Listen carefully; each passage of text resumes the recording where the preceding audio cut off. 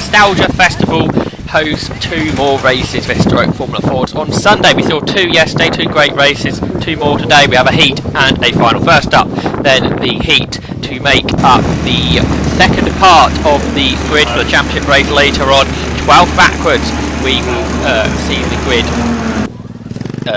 from this race result be set. We've already seen the top 11 for that championship race set from the race yesterday. There's Kevin Stanzl then making his way to the paddock. Kevin currently building a Crosley ready to compete in Formula Ford action in the future. And the rest of the field making their way to the collection area for this race. You can see Rob Smith leading the cars out onto the Croft circuit. The rest of the field follow him out. Have a big grid of Formula Ford 1600 race cars from the first few seasons of Formula Ford racing, pre-1972 cars in the historic Formula Ford Championship. So as I mentioned, Rob Smith leads the cars out then with Roland Svensson closely following him, and a spin there. That's Ross Driver. So Kevin Stanzl having to take to the grass. He overtakes the car before the race has even got underway. So Ross Driver looping his car around on cold tyres. He gets going though before the rest of the field have passed him, so he'll be able to take up his grid slot once more. But that isn't really how he wanted to start his day here at Croft. He will start 7th though, and as I mentioned, Rob Smith at the front with Roland Svensson alongside Ed Thurston, Andrew Wiggins on row 2 and Alex Meek and Cormac Flanagan ahead of that car of Driver and Kevin Stanzl alongside him. But the lights go out, the race has got underway as the field then flow down towards Clairvaux for the first time. It's a clean start from everybody, which is great to see, and at the front of the field it is Roland Svensson that's got the better of Rob Smith, and very, very wide lock up by the looks of things from Kevin Stanzl. He though rejoins just behind Dick Dixon's Lotus by the looks of things. The cars flow through the chicane for the first time and make their way down towards Tower Bend. Let's ride on board with Kevin Stanzl. What can he do then about Dick Dixon? Of course, Stanzl started high up the grid. You'd expect him to be quicker, and he's already looking to the inside as they head down towards the right-hander at Tower. Late on the brakes is Stanzl, and he goes ahead. Down towards the Jim Clark S's, same out the way, and actually he hasn't got ahead because Dick Dixon's carried his speed around the outside to stay in front, but Stanzl there trying to come round the outside of the first part of the Jim Clark S's. Then they go right, Stanzl flies through, carrying a lot more speed, but then he runs out of road, goes off the circuit, but he does make the place. Oh, meanwhile, we can ride on board with Ed Thurston, joining the championship this weekend. He's running in 4th behind Andrew Wiggins. Thurston finds the apex much better. That means he's a lot alongside Wiggins, heading down towards the complex. He's around the outside, but Wiggins is holding on to the inside. Thurston working at the wheel there, but he looks like he is going to go up into 3rd. He does. A lock up ahead. That's Rob Smith. Through there goes the 41 car. That is Peter Hamilton. The rest of the field flow through. Back on board we can go with Thurston then as we head down the start line, and very slow there is Rob Smith, so that's allowed Thurston to go ahead. So he's into 2nd behind Roland Svensson. 3rd is Smith. 4th is Wiggins. We've got Driver, Hayes Harlow, but further back Kevin Stanzl looking for another play, going down the inside into Clairvaux, clobbers that curb, and that flings it out wide, but he does have the position. Thurston carried a lot of curve through the chicane, and that gives him good momentum down towards Tower Bend. And he goes up on the past, so he goes up past Roland Svensson, the leader. So Ed Thurston is the new race leader. Dick Dixon getting the place round the outside in towards the chicane, but has to back out of that, and that will lose him a lot of time. It zaps his momentum for the run down towards Tower Bend, and Perty Kaviri therefore finds a way past, as well as Peter Hamilton. Now Dixon was quick into Tower last time. What can he do then to regain the time that he has lost? With nothing, because down the inside comes the Merlin of Jeff Underwood. Dixon trying to get a good run out the corner, and he's coming back alongside down towards the Jim Clark S's, but no, he backs out of that. Dixon in the Lotus. It's an Eldon out front though, that's Ed Thurston. And look at the gap he's pulling away to Svensson, and Ross Driver up to third now. Then Andrew Wiggins leading the next round. There's Kevin Stanzl as he tries to gain some time from that wide moment on the opening lap.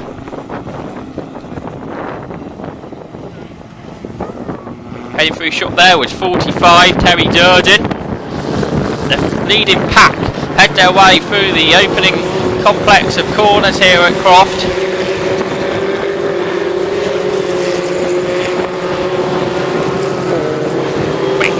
Corner that is, in front of the grandstand. Further down the order we can see there the 23 car. That is Martin Haynes.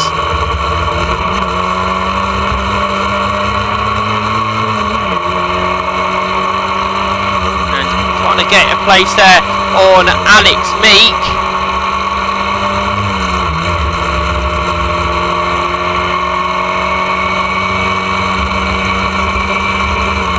Able to do it yet though. There's Cormac Flanagan in the Alexis, and somebody's gone very wide. A load of dust kicked up on the exit of Sunny out. There's a car as well that is off the circuit there on the left hand side. There's Ross Driver, Andrew Wiggins. Ronan Spencer's lost out on this lap, he's down to fourth. He's got John Hayes Harlow behind him. There's Kevin Stanzl ahead of Percy Kaviri. There's James Lovett all over Peter Hamilton.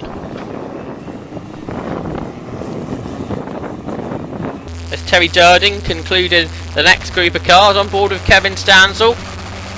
Checks his mirror on the exit of the chicane, heading down towards Tower Bend now. Whole braking zone into Tower.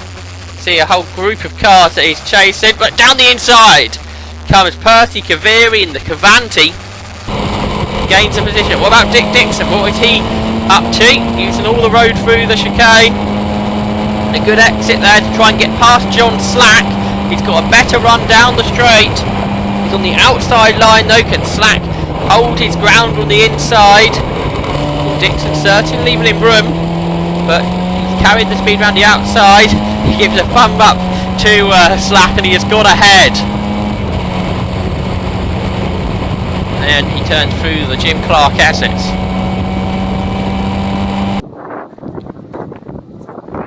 There's Andrew Wiggins starting to pull a gap out now to Roland Svensson, who continues to have John Hayes Harlow chasing him. There's Cormac Flanagan, he's continuing to run on the tail of Alex Meek. And there is our race leader, Ed Thurston. He's really pulling away from now the second placed car of Ross Driver. Driver's had a good run from 7th on the grid. We've got Wiggins, Svensson, Hayes Harlow, we've got Meek, Flanagan. Both been caught now by Kaviri and Stanzl. On board with Stanzl. Use a lot of lock through there. Maybe a touch more understeer than he may have liked. But he's heading down towards Tower Bend now. We saw Kaviri make a move on him last lap. Is he going to make a move into Tower this time? Well, it's Stanzl who's late on the brakes. It continues to be Meek that leads Flanagan and Kaviri and Stanzl in this four-way tussle. Down towards the left, then the right of the Jim Clark Essex. As I mentioned at the beginning, before the race started, Stanzl building a Crosley 20F to compete in the championship in the future, and he's just gained a position. He's got ahead of Percy Kaviri. Through there, the Neil Fowler Motorsport run car of James Lovett.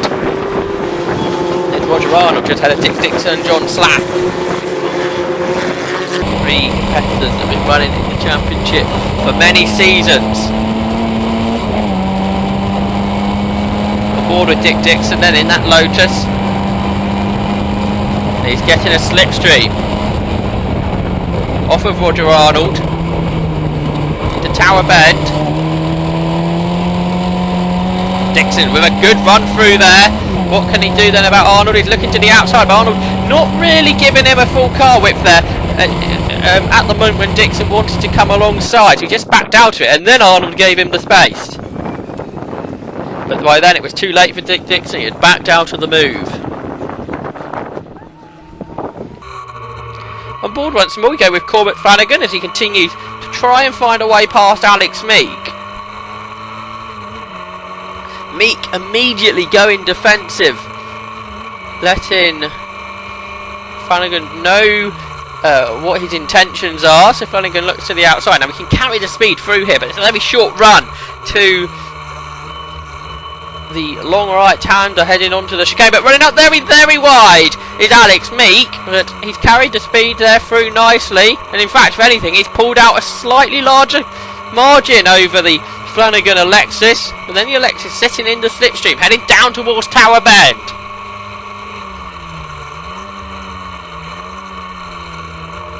Turn into there now. You outbrake yourself there, you end up in the field. But very good exit to the corner, in fact, for Flanagan. He's up alongside Alex Meek into the Jim Clark S's, and he has gone through a good move, that. There's Jeff Underwood, Classic Team Merlin run Mark 20. There's Peter Hamilton. He's in the 41 car. 45. That. The 45 car being Terry Durden, the Mark 8 Motorsport run car, the Derek Buckton team. Meanwhile, there's our leader. We haven't seen a huge amount of him because of this fairly lonely race that Ed Thurston is having. It's Ross Driver who runs in P2.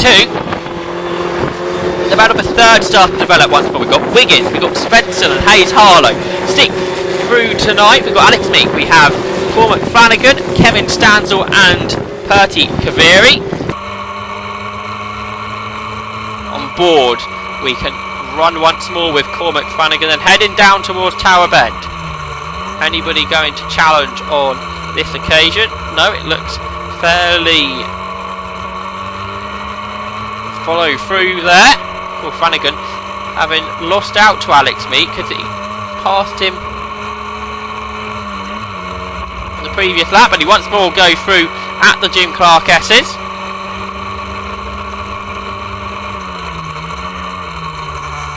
Down towards Sunny.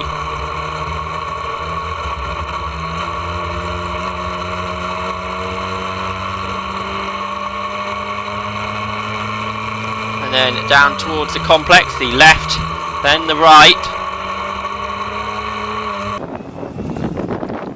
There's Stanzl. He's got Kaveri behind him. And now Meek starting to fall back from the car that's just passed him.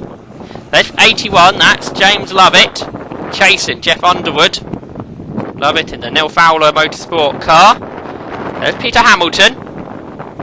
Dick Dixon next up, ahead of John Slatter. They've both got ahead of Roger Arnold. That was Mike Wales getting sideways behind them. And Kevin Stanzl here, he's got a good one on Alex Meek. To the outside for Clairvaux. Meek hops over the curbing. He stays ahead. Upper gear. Into the chicane. Now the run down towards Tower. Can Stanzl use the slipstream on Meek? Well, yes, he can. He's got a great run. But Meek defends, so Stanzl having to go to the outside. Down the gears he goes. The car tries to break away, under braking. Big sideways moment on the exit, the corner too, but Stanzl has gone through. He's gained the position. And now he turns his way up towards the Jim Clark S's. There's Dryborough. He continues to run in P2. There is Roland Svensson. There is John Hayes Harlow. Kevin Stanzl ahead of Perty Kaveri, the pair of them now ahead of Alex Meek. Stanzl into the hairpin. Lots of opposite lock there as Perty Kaveri throws his car down the inside and he goes through. There's Jeff Underwood. He's in the 94. Peter Hamilton, he's through now, the right-handed element of the complex.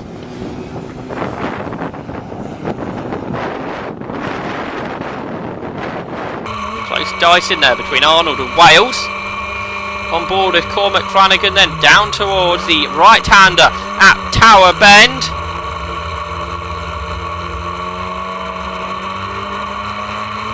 And then up towards the Jim Clark Essex. Is that Hayes Harlow that he's caught now?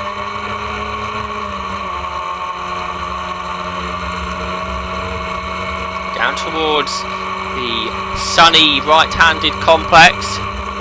We turn. And Flanagan right on the tail now. Hopping over the curbs there, Hayes Harlow.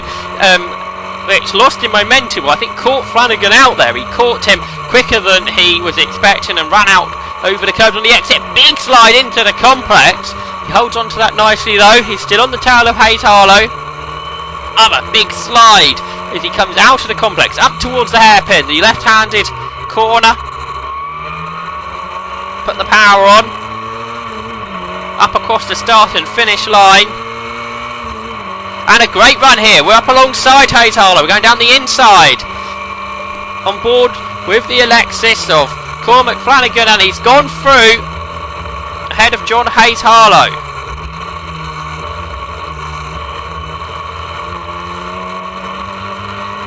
Hayes Harlow in the Merlin Mark 11. It looks like there's a slower car ahead, and we're going to blast past the back marker. And on board we can now run with Kevin Stanzl.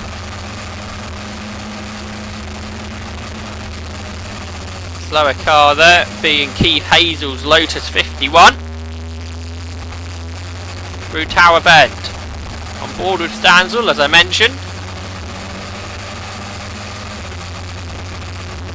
Jim Clark Essex then, and they're going to almost run side by side up ahead as Bertie Kaviri looking for an ambitious move. There's our leader, that's the Alden of Ed Thurston.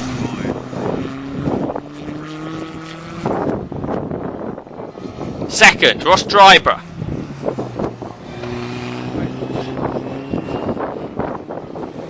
Who's in third? Well, that's Andrew Wiggins. Ahead of Roland Svensson. There's a lapped Lotus.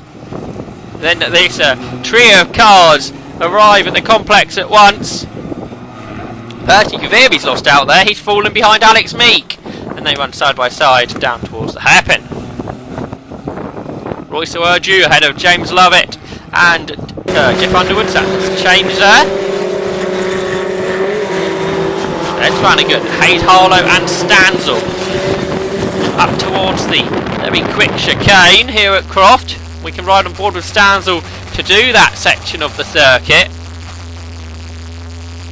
Right, left over the curves. Up a gear. In the slipstream. Out of the slipstream as Stanzl runs up alongside John Hayes Harlow. Good exit, a good toe. Hayes Harlow very late on the brake, so he locks up. And he's going to go straight on there at the Tower Bend. He does actually stop the car, but for a moment it looked like he was going to end up in that field. So what can Stanzl do? He's still behind Hayes Harlow. Through the Jim Clark Essex. Down towards Sunny. Hayes Harlow starting to pull away once more. Cormac Flanagan certainly got away from the pair of them as they're Dyson. Sunny out. To wipe his visor there is Stanzl, and it's Hayes Harlow got an issue there. He lifts his hand up, and that would kind of explain why Stanzl was having to wipe his visor. A problem for Hayes Harlow. There's James Lovett ahead of Jeff Underwood. Stanzl now being chased by Bertie Kaviri once more.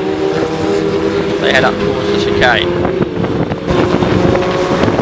There's John Slack, he's ahead of Mike Wales.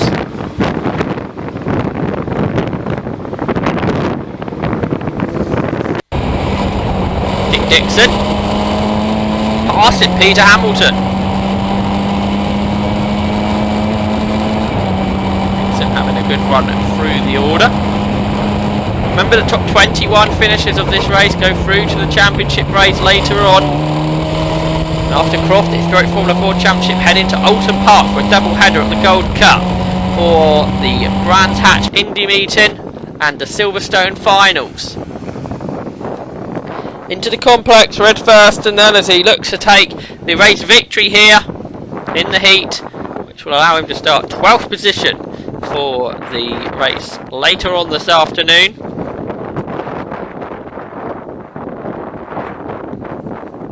There's Andrew Wiggins. It's looking good for third behind Ross Dryborough.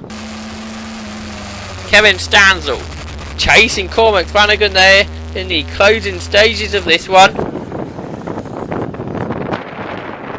Percy Kaveri chasing.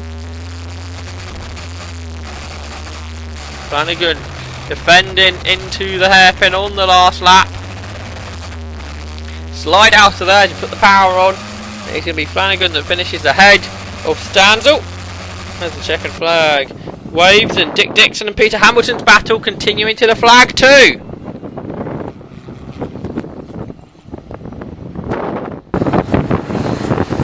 Saw there the Black Lotus 51 of Rob Ford, but here are the results. It said first and one, he beat Ross Dryborough. Andrew Wiggins came third ahead of Roland Svensson. Cormac Flanagan and Kevin Stanzl rounded out the top six. Bertie Kaveri, Alex Meek, John Hayes Harlow, Roy Swerju completed the top 10. They were followed by James Lovett, Jeff Underwood, Dick Dixon, Peter Hamilton, Mike Wales, John Slack, Roger Arnold, Terry Durden, Martin Haynes, Louis Handjul, Lee Penson, Rob Thorpe, Kevin Hazel, Rachel Arnold and Les Beards, the 25 finishers. And now those front runners will be preparing their cars ready for race shortly for the championship point scoring race here at Croft.